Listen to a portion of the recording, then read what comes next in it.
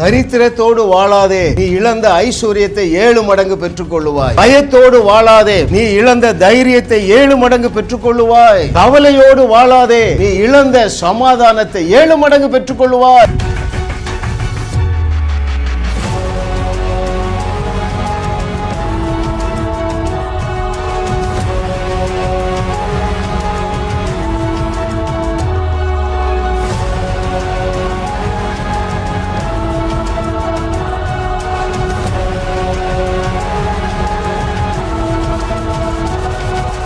கர்த்தர் நல்லவர், அவர் கிருபை என்றும் உள்ளது.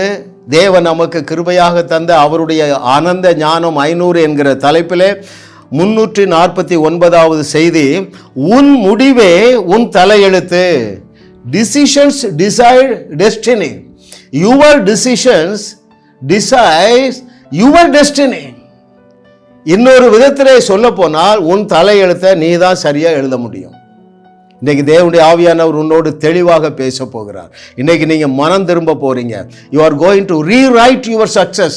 You are going to rewrite your future. It's the design and the desire of the Lord in the name of Jesus. Amen. Hallelujah. தன் அன்பை மாற்றிக்கொள்ளாத தேவன் அண்டை திரும்பி வந்து சாத்தான் திருடின யாவற்றையும் 7 மடங்கு திரும்ப பெற்று வெற்றி வாழ்க்கை வாழ உனக்கு கதவு திறந்தே இருக்கிறது. நான் அதை திரும்ப வாசிக்கவா? தேவன் உன்னுடைய குறைவுகளின் மத்தியிலும் தன்னுடைய அன்பை மாற்றிக்கொள்ளவே மாட்டார். தேவன் உனக்கு தந்திருக்கிற அந்த இயற்கைக்கு அப்பாற்பட்ட வல்லமையை மாற்றிக்கொள்ள மாட்டார். தாளந்துகளை மாற்றிக்கொள்ள மாட்டார். வரங்களை மாற்றிக்கொள்ள மாட்டார். தன் அன்பை மாற்றிக்கொள்ளாத தேவன் அண்டை நீ திரும்பி வந்து சாத்தான் திருடின யாவற்றையும் 7 மடங்கு திரும்ப பெற்று வெற்றி வாழ்க்கை வாழ உனக்கு கதவு திறந்தே இருக்குப்பா. உனக்கு பிரச்சனை என்ன தெரியுமா? எதை சூஸ் பண்ணனே உனக்கு தெரியல. The vast majority choose the opposite. இஸ்ரவேல் ஜனங்களாக இருந்தாலும் சரி, இன்றைய கிறிஸ்தவர்களாக இருந்தாலும் சரி, தேவையானதை சூஸ் பண்ண தெரியலங்க. இன்னைக்கு உங்களுடைய மனக்கண்களை குருடாக்கி இருக்கிற பிசாசானவன் உங்களை விட்டு ஓட போறான். நீ உன்னுடைய அத்தாரிட்டியை எடுத்து உன்னுடைய தலையெழுத்தை திருத்தி எழுத போகிறாய் என்று கர்த்தர் சொல்லுகிறார். Hallelujah. Oh, thank you Lord for your goodness. நீ சூழ்நிலைகளின் அடிப்படையில் அல்லது உன்னுடைய தோல்வியை ஏற்றுக்கொண்டு தோல்வியோடையே வாழ்ந்து முடிப்பதை நீ ஏற்றுக்கொண்டா. எனக்கு தினந்தோறும் பல தொலைபேசியிலிருந்து கால்கள் வருது. நம்முடைய டிவி ப்ரோக்ராம் யூடியூப் எல்லாம் பார்த்துட்டு 10 வருஷம் வியாதி, தரித்திரம், குடும்ப குழப்பம், 20 வருஷம் அதே பிரச்சனை, 30 வருஷம் அதே பிரச்சனை. ஐயா ரட்சிக்கப்பட்டு எவ்வளோ நாள் ஆச்சு? 30 வருஷம் பிரச்சனை. ஐயா அந்த தோல்விகளோடு வாழுகிற அந்த எண்ணத்தை விட்டு நீ இன்னைக்கு வெளியே வரப்போகிறா? ஹல்லேலூயா. ஐயா சூழ்நிலைகளின் அடிப்படையில் தான் எனக்கு நடக்குங்கிற பொய்யை நம்பி நடுத்தருவில் நீ நின்னாலும் தேவன் உன்னை தடை செய்ய மாட்டார். Choice is yours. நீ தான் தெரிந்து கொள்ள வேண்டும். நீ தான் உன் தலையெழுத்தை மாற்றி எழுத வேண்டும் மகனே, மகளே. ஹல்லேலூயா. ஐயா இவைகளுக்கு பிரதான காரணம் ஆண்டவருடைய அகாப்பே அன்பை அறியாதது தான். அந்த அகாப்பே அன்பு என்ன செய்யும்? உன் குறைவுகளின் மத்தியிலும் அது மாறாது.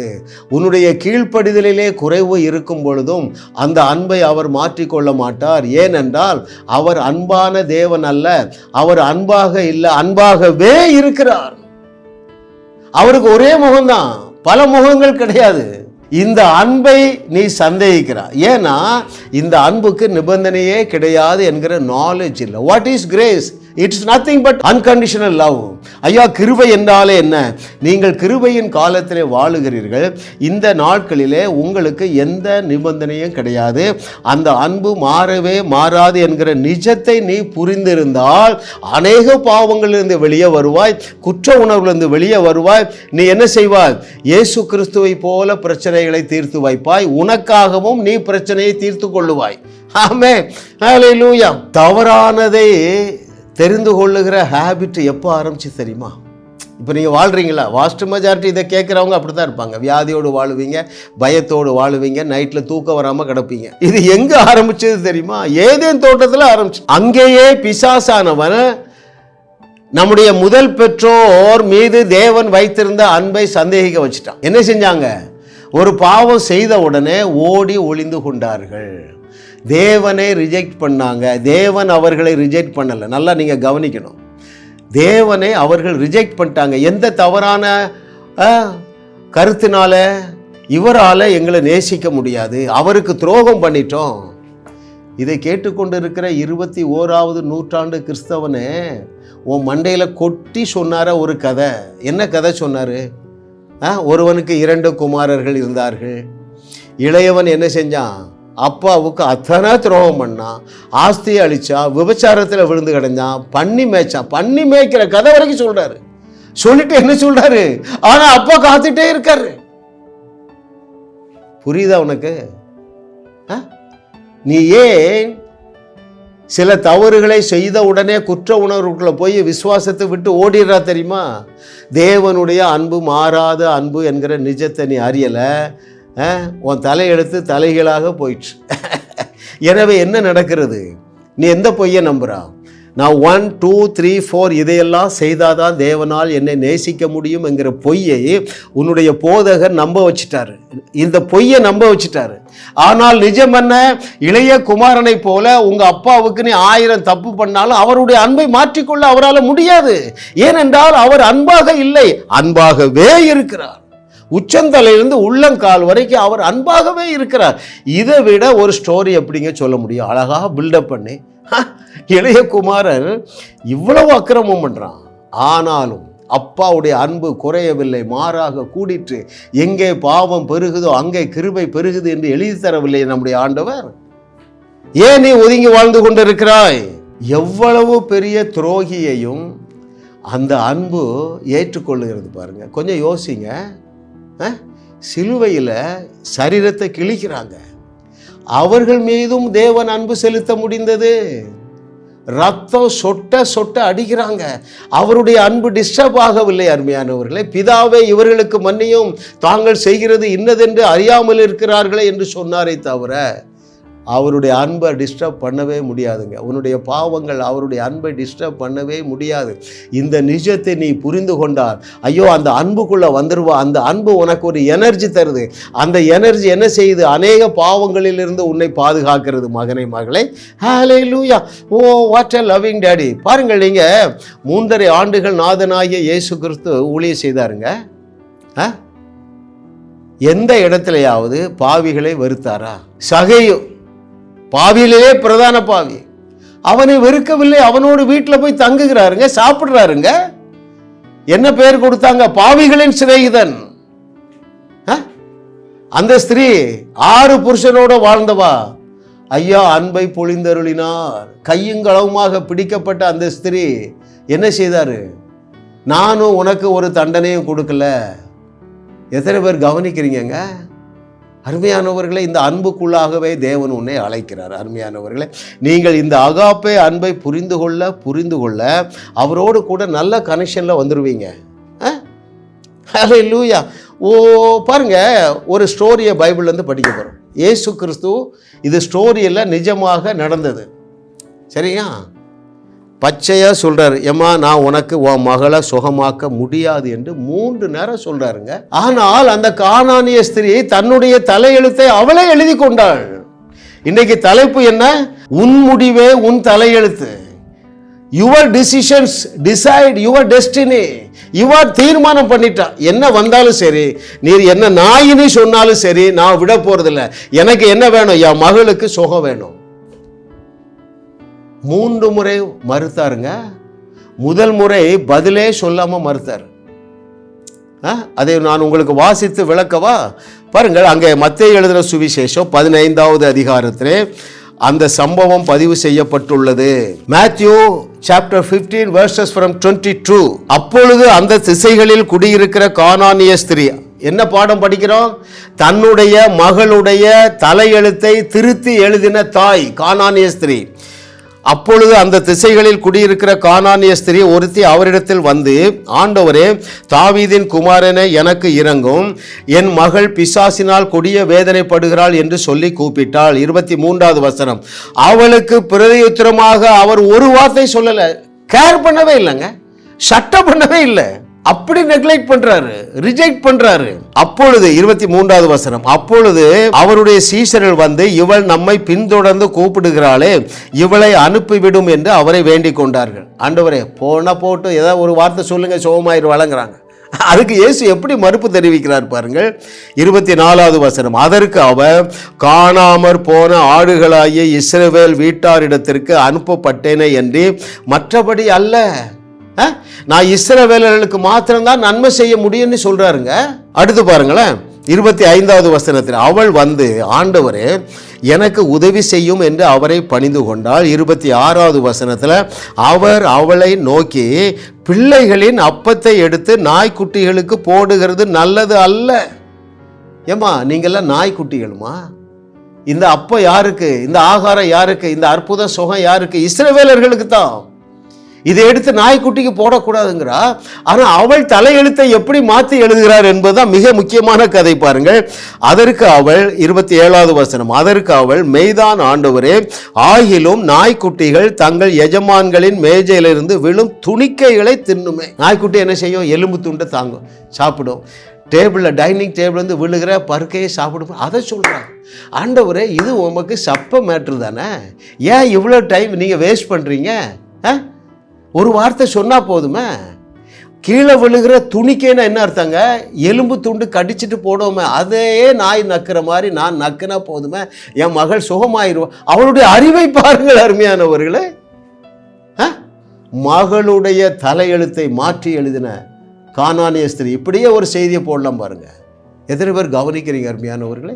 தேவன் உன்னோடு தெளிவாக பேசி கொண்டிருக்க, உன்னுடைய தலையெழுத்தை இன்றைக்கு நீ மாற்றி சரியாக தலை நேராக எழுத போகிறாய் என்று கர்த்தர் சொல்லுகிறார். அதுக்கு என்னையா செய்யணும்? யார்கிட்ட ஒரு 10 புஸ்தகம் இருக்கு, உனக்கு ரீடிங் ஹேபிட் இருந்தால் 10 புஸ்தகத்தை வாங்கு. உனக்கு ரீடிங் ஹேபிட் இல்லைன்னா 3 புஸ்தகம் வாங்கு. சத்தியத்தை சரியாக அறிந்து கொள். இந்த கானானிய ஸ்திரியை போல நீ தேவனை விசுவாசிக்க ஆரம்பிச்சிருவா. சத்தியத்தை அறிவீர்கள், சத்தியம் உங்களை விடுதலையாக்கும். எதனால விடுதலை தெரியுமா? சத்தியத்தை நீ அறிய அறிய அறிய உனக்குள்ள ஒரு விசுவாசம் பில்டப் ஆகுது. விசுவாசம் பில்டப் ஆனா நீ எழுதியிருக்கிற எல்லாவற்றையும் எனக்கு தான் என்று எடுத்துக்கொள்ளுவாய். அப்பொழுது உன்னுடைய தலையெழுத்தை நீயே மாற்றி எடுத்துக்கொள்ளுவாய். ஹல்லேலூயா. பாருங்கள், அவள் அப்படி சொல்லிட்டா, சின்ன பீஸ் போதும் ஆண்டவரே, வியாதி சுகமாயிருமே. அதுக்கு இயேசு என்ன சொல்றாரு பாருங்க. இயேசு அவளுக்கு பிரதித்திரமாக, ஸ்திரியே, உன் விசுவாசம் பெரிது, நீ விரும்புகிறபடி உனக்கு பிளாங்க் செக் கொடுத்துட்டாரு. எத்தனை கோடி ரூபாய்னாலும் எழுதிக்கிட்டாரு, எத்தனை $1,000,000 எழுதிக்கிட்டாருங்க. உன் விசுவாசம் பெரியது, நீ விரும்புகிறபடி ஆக்கணும். எத்தனை பேர் கவனிக்கிறீங்க? தன்னுடைய குடும்பத்தின் தலையெழுத்தை மாற்றி எழுதின அந்த கானானிய ஸ்திரீயோடு நீர் இணைந்து கொள்ள அருமையானவர்களே. அது எளிதான காரியம், அது எளிதான காரியம் அருமையானவர்களே. ஆமென், ஹல்லேலூயா. ஓ, thank you master for your goodness, what a loving daddy. ஆனால் வாஸ்ட் மெஜாரிட்டி என்ன செய்வாங்க தெரியுமா? தவறானதை தான் தெரிந்து கொள்ளுவாங்க. யாரை போல? நம்முடைய முதல் பெற்றோரை போல. எத்தனை சதவீதம்? 99.999%. After 2 million, just 2 தங்கள் தலையெழுத்தை தலை நேராக எழுதினார்கள். 19,99,998 பேருக்கும் அவர்கள் கட்டாத பெரிய பட்டணங்கள் ஆயத்தமாக இருந்தன. அவர்கள் நிரப்பாத சகல வஸ்துக்களால் நிறைந்த அரண்மனை ரெடியா இருந்தது. அவர்கள் வெட்டாத துறவு ரெடியா இருந்தது. அவர்கள் நடாத தோப்பு ரெடியா இருந்ததுங்க. ஐயா, ஆஃப்டர் 2 million, just 2 தன் தலையெழுத்தை எழுதினாங்க. எத்தனை பேர் புரியுது அருமையானவர்களே? அப்போ உன் கஷ்டத்துக்கெல்லாம் காரணம் கர்த்தர் அல்ல, நீதான் காரணம், நீதான் காரணம். நீ அவருடைய அகாப்பே அன்பை சந்தேகிக்கிறாய். எப்படி அவரால் என்ன நேசிக்க முடியும்? நான் தான் முழு நேரமாக போனோகிராஃபி பார்த்துட்டு இருக்கேன். நீ அவருடைய அன்புக்குள்ளே வா. அந்த அன்பு இதைவிட பெரிய இன்பமயமானது. அப்பொழுது இப்படிப்பட்ட கெட்ட எண்ணங்கள் உன்னை விட்டு ஓடிவிடுமே. வேதத்தில் இதற்கு ஏராளமான சான்றுகள் உள்ளன அருமையானவர்களே. ஆட்டு இடையன் தன்னுடைய தலை எழுத்தை சரியாக எழுதி கொண்டான் அல்லவா? அவன் எடுத்த முடிவு, he wrote his fate. அவன் தாங்க தலையெழுத்தை எழுதினான். என்ன தலையெழுத்தை எழுதினான்? இன்றைக்கு இவன் தலையை எடுக்க போறேன். எத்தனை பேர் புரியுதுங்க? அதே சிச்சுவேஷன் தானே. தலையெழுத்தை தப்பா எழுதி அரண்மனை வாழ்க்கையே இழந்துட்டானுங்க அந்த சவுல் ராஜா. அவனுக்கும் அந்த வாய்ப்பு இருந்தா இல்லையாங்க? யோசித்து பாருங்க. அவனுக்கும் அந்த வாய்ப்பு இருந்துங்க. ஆனால் அவன் எதை அறியவில்லை? தன்னிடத்தில் தன் தலையெழுத்தை எழுதக்கூடிய சக்தி தனக்கு இருக்கிறது என்பதை அறியவில்லை. ஆமென். நீங்க எங்கே சிக்கி இருக்கீங்கன்னு நான் சொல்லட்டுமா? இதை கேட்டுக்கொண்டிருக்கிற அருமையானவர்களே, உங்களுடைய வாஸ்ட் மெஜாரிட்டி நீங்கள் கர்த்தர் நல்லவர் என்று ருசி பார்க்கல, அல்லது உங்கள் தலையெழுத்தை சரியாக உங்களால் எழுத முடியல, எழுத தெரியல. ஏன் தெரியுமா? உங்கள் விசுவாசமாகிய கப்பல் ஞாயிற்றுக்கிழமை தோறும் சேதமடையுது. என்ன சொல்லி கொடுக்குறாங்க? நீ பாவி, இதெல்லாம் நீ செய்துட்டா, இதெல்லாம் செய்யல. இவர்களுக்கும் விசுவாசத்திற்கும் சம்பந்தமே கிடையாது. விசுவாசத்தினாலே ஒவ்வொரு தேவனுடைய பிள்ளையும் நீதிமான் ஆக்கப்பட்டு இருக்கிறான் என்கிற நிஜத்தை அறியாத போதகர்கள் தான் வாஸ்ட் மெஜாரிட்டி. ஆண்டவர் ஓமல திருப்தியா இல்லைங்கிற பொய்யை நம்ப வச்சுட்டாங்க. நீ பாவி என்கிற பொய்யை நம்ப வச்சுட்டாங்க. ஆனா பைபிள்ல என்ன சொல்லுது? நீங்கள் நீதிமான்கள் ஆக்கப்பட்டு இருக்கிறீர்கள். நீங்க என்றைக்கு மறுபடி பிறந்தீர்களோ அன்றைக்கே உங்கள் ஆவி மனிதனிலே நீங்கள் நீதிமான்கள் ஆக்கப்பட்டு இருக்கிறீர்கள். இந்த ஸ்பிரிட் மேனை குறித்து அநேக போதகர்களுக்கு நாலேஜ் இல்லை. அதனால தான் நான் அந்த புக்கை அடிக்கடி நான் உங்களுக்கு அறிமுகப்படுத்துகிறேன். அருமையானவர்களே, he so pleased with you. பாருங்கள், புதிய ஏற்பாட்டை ஒருத்தர் சொல்றான், பாவிகளிலே பிரதான பாவினுங்கிறான். பழைய ஏற்பாட்டில் ஒருத்தர் இருந்தான் பாருங்க, தாவீது. அப்போ பாவிகளிலே கடைந்தெடுத்த பாவி யாரு? தாவீது. அவன் செய்த அக்கிரமத்தை நம்ம டிஸ்கஸ் பண்ணவே முடியாது, அவ்வளவு துரோகம் பண்றான். உசியா ராஜாவுக்கு உத்தமமா கீழ்ப்படிய நினைக்கிறா, ஆனா உசியாவையே கொலை செய்வதற்கு லெட்டர் எழுதி கொடுக்குறாங்க. எதுக்கு? இச்சை ஆகிய பாவம். எப்பொழுது செய்யறான்? நியாயப்பிரமாண காலத்தில் செய்யறான். ஆனா அவனுக்கு ஒரு வெளிச்சம் இருந்தது, எனவே தூள் கிளப்புனான். அவன் விசுவாசத்தில் பலவீனமா இருக்கவில்லை. ஏன் தெரியுமா? அவனுக்கு ஒரு உண்மை தெரிஞ்சது. என்ன உண்மை தெரியுமா? அவர் என் மேல் பிரியமாய் இருக்கிறார் எழுதுறாங்க தாவீது. நீ எந்த பாஸ்டர் சொல்லுவாருங்க? தேவன் ஒவ்வொரு தேவனுடைய பிள்ளை மீதும் ரொம்ப பிரியமா இருக்கிறார். ஏன்? உன்னுடைய ஆவி மனுஷனிலே பழுது ஒன்றும் இல்லை. பல முறை சொல்லிட்டதுனால வசனம்லாம் கோட் பண்ண விரும்பல. நீங்கள் நீதிமான்கள் ஆக்கப்பட்டு இருக்கிறீர்கள், பரிசுத்தவான்கள் ஆக்கப்பட்டு இருக்கிறீர்கள், பரிபூர்ணமாக்கப்பட்டு இருக்கிறீர்கள், பல வசனம் இருக்குதுங்க. அதை எடுத்துக்கொள்ளுங்க. உங்களுடைய ஆவி மனுஷனிலே you have been perfectly perfected according to Hebrew 10:14. What is according to Hebrew 10:10? Out of that one sacrifice you have been sanctified. According to Romans 8:30, what does it say? You are made God's righteousness. நீ தேவ நீதிமான் ஆக்கப்பட்டு இருக்கிறாய் உன்னுடைய spirit மேன்ல. இதை தெரிஞ்ச பாருங்க, அற்புதம் செய்யாத நாளே கிடையாதுங்க. ஏன்? நான் சுத்த மனசாட்சியை சுதந்திரித்து கொண்டேன். எனவே என் தலையெழுத்தை நானே எழுதுறேங்க. அதில் ஒரு தலையெழுத்து என்ன தெரியுமா? ஒரு நாள் கூட அற்புதம் செய்யாமல் இருக்கிறதே இல்லைங்க. இன்றைக்கு அற்புதம் நடந்தது. ஆமாம், இன்னைக்கு 10th ரிசல்ட் வந்திருக்கு. ஒரு மகிட்ட சொன்னேன், நீ பெஸ்ட் மார்க் தான் வாங்குவாமா, ஃபஸ்ட்டு மார்க்கு தான் வாங்குவான்னு சொன்னேன். 4 செக்ஷன், அப்போ கிட்டத்தட்ட 200 பேர் எழுதுனாங்கங்க. செகண்ட் மார்க் வந்துட்டா, ஃபர்ஸ்ட் மார்க் வரல. அதை பற்றி நான் வெட்கப்படலைங்க. சொன்னபடியே ஆகும் என்று சொன்னார் ஐயா. ஐயா, இதை கேட்டுக்கொண்டிருக்கிற மகனே மகளே, உலகத்தில் உள்ள அத்தனை பேருடைய தலையெழுத்தையும் தலை நேராக எழுதத்தக்கதாக தேவன் உன்னை என்னோடு இணைத்திருக்கிறார். தைரியமா ஆசீர்வதிங்க. நீ தான் ஃபர்ஸ்ட் மார்க் வாங்குவா. ஏன்? வசனமாக எடுத்து காட்டணும். இயேசுவே உனக்கு ஞானமா, எனவே நீ எஃபர்ட்லெஸ்ஸாக படிப்பா, நீ தான் ஃபஸ்ட் ரேங்க் வாங்குவா. இப்படி சொல்ல பழகுங்கள். இப்படி உங்கள் பிள்ளைகளை ஆசீர்வதிக்க பழகுங்கள். உங்கள் பிள்ளைகளுடைய தலையெழுத்தை நீங்களே எழுதுங்க. தலையில் கை வச்சு பேசுங்க. மகளே, நீ கோடீஸ்வரியாக இருப்பா. சொன்னாங்களா இல்லையாங்க? பஞ்ச காலத்தில் விதைச்சான் யார்? ஈசாக்கு. ஏன் 100 மடங்கு விளைஞ்சது தெரியுமா? ஏன் அவன் ஐஸ்வர்யவனாகி வர வர விருத்தி அடைந்து மகா பெரியவனானான் தெரியுமா? ரெபேக்காளை அனுப்பும்போது அவனுடைய சகோதரர்கள் வாழ்த்துறாங்க, சகோதரியே நீ கோடா கோடியாய் பெருகுவாயாக.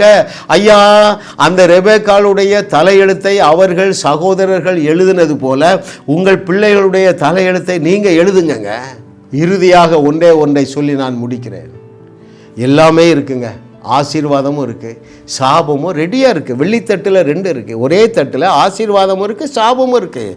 இந்த ஒரே பைபிளில் ஆசீர்வாதமும் இருக்குது, சாபமும் இருக்குது, மரணமும் இருக்குது, ஜீவனும் இருக்குது.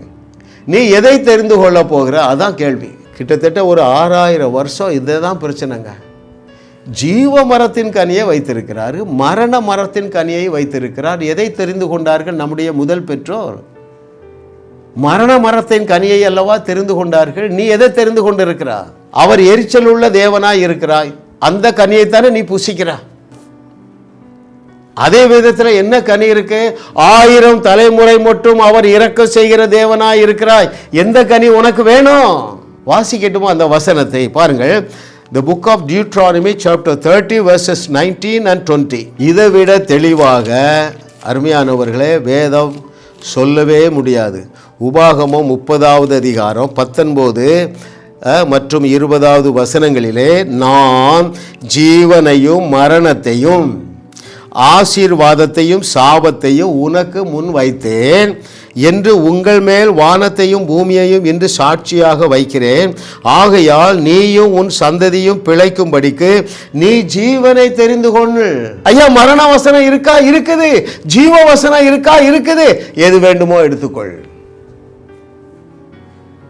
இன்னும் அடுத்த வசனம் பாருங்கள். உபாகமம் 30:20. கர்த்தர் உன் பிதாக்களாகிய ஆபிரகாமுக்கும் ஈசாக்குக்கும் யாக்கோபுக்கும் கொடுப்பேன் என்று அவர்களுக்கு ஆணையிட்டு கொடுத்த தேசத்திலே குடியிருக்கும்படிக்கு உன் தேவனாகிய கர்த்தரில் அன்பு கூர்ந்து அவர் சத்தத்திற்கு செவி கொடுத்து அவரை பற்றி கொள்ளுவாயாக. அவரே உனக்கு ஜீவனும் தீர்க்காயுசுமானவர் என்றான். அவர் ஜீவன் என்னதுங்க? ஜோயே. தட் மீன்ஸ் உனக்கு இந்த உலகத்தில் வாழுவதற்கு தேவையான எல்லாமும் அவராக இருக்கிறார். ஜீவனை தருகிறார், தீர்க்காயுசை தருகிறார், சாவாமையை தருகிறார். எது வேணுமோ எடுத்துக்க. தன்னுடைய மாம்சத்தையும் தன்னுடைய ரத்தத்தையும் கொடுத்துட்டாரு. கொடுத்துட்டு என்ன சொல்றாரு? நீங்க என் மாம்சத்தை புசிக்கிறதுனால உங்களுக்கு மரணமே கிடையாதுங்கிறாரு. யோவான் 6:58. இவன் என்ன சொல்லிட்டான்? மனுஷன் வாழ போறது 70 அல்லது 80 வருஷம். இதைத்தான் நீங்க பிடிச்சிட்டீங்க. இயேசு சொன்னதையும் நீங்க பிடிக்கல. ஆதியாகமம் 6:3 சொல்றாரு மனுஷன் இருக்க போறது 120 வருஷம். அதையும் நீங்க பிடிக்க. எப்பவுமே மைனஸை தான் பிடிக்கிறது. பரிதாபமான வாழ்க்கை வாழ்ந்து கொண்டிருக்கிற கிறிஸ்தவமே, இன்றைக்கு மனம் திரும்பும். உன்னை வாழ வைக்கும்படியாக சிலுவையில் வாழாவட்டியா இருந்தார. நீயும் உன் பிள்ளைகளும் என்னாலும் நல்லா இருக்கத்தக்கதாக சிலுவையிலே மணிக்கணக்காக நல்லா இல்லாததை தெரிந்து கொண்டாரே. உன் துக்கத்தை அவர் சுமக்கவில்லையா? உன் தரித்திரத்தை அவர் சுமக்கவில்லையா?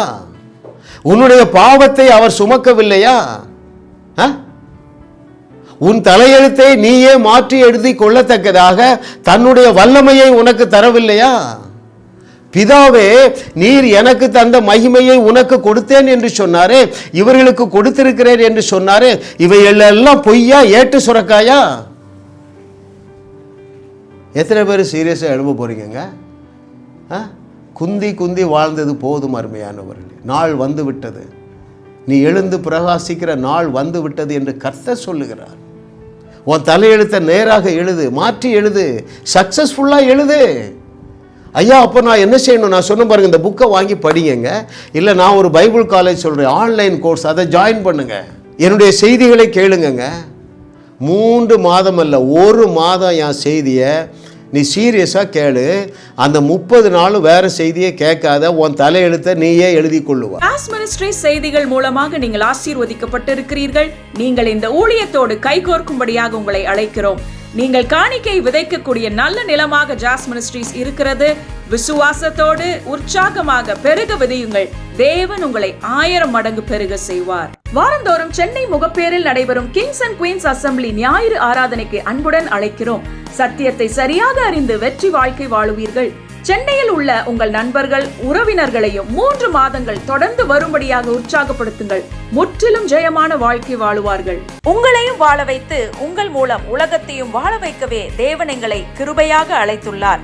விடுதலை பெறவும் சுகத்தை அனுபவிக்கவும் தொலைபேசியில் எங்களோடு தொடர்பு கொள்ளுங்கள். ஜாஸ் மினிஸ்ட்ரிஸ் யூடியூப் சேனலில் தொடர்ந்து செய்திகளை கேளுங்கள். சப்ஸ்கிரைப் செய்யுங்கள். வீடியோக்களை லைக் செய்து பலரோடு பகிர்ந்து கொள்ளுங்கள். அவர்களும் ஆசீர்வதிக்கப்படட்டும்.